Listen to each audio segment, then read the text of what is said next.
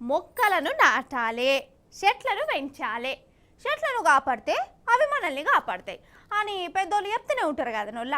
అంతేందుకు మన కాడ హరితహారము, వన మహోత్సవము అనుకుంటా మొక్కలను నాటే కార్యం కూడా నడిచింది.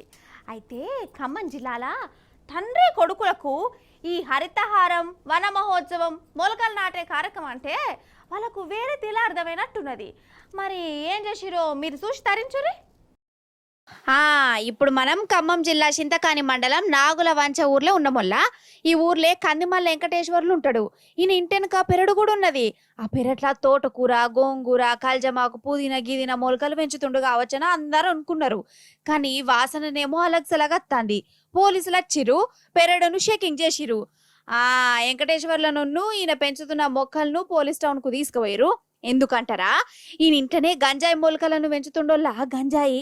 అరే అవునంటే అగో ఈడ నిల్చున్నాడు చూడుర్రి, ఈయననే గంజాయి వెంకటేశ్వర్లు. కొడుకుతోను కలిసి తండ్రి కొడుకులు ఇంట్లో గంజాయి సాగు చేస్తాన్లట. అదేదో టమాటా సాగు, మిరప సాగు లెక్క గంజాయి తోట అన్నట్టు. ఇక చెప్పు కథ. బయటనేమో పుంటికూర అని మీదికి నమ్మిస్తురట. కథ కొనవాడెత్తు గిట్ల 3200 జనాలు ఇంట్లోనే గంజాయి తోట పెట్టుడేంది, దాన్ని బచ్చల కూర, తోటకూర అని నమ్మించుడేంది? ఆ తండ్రి కొడుకులకు వేరే దందనే దొరకలేదా? కథ కగ్గివెట్ట.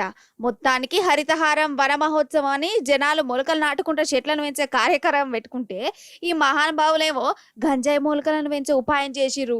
గొప్పోల్రా సామి మీరు.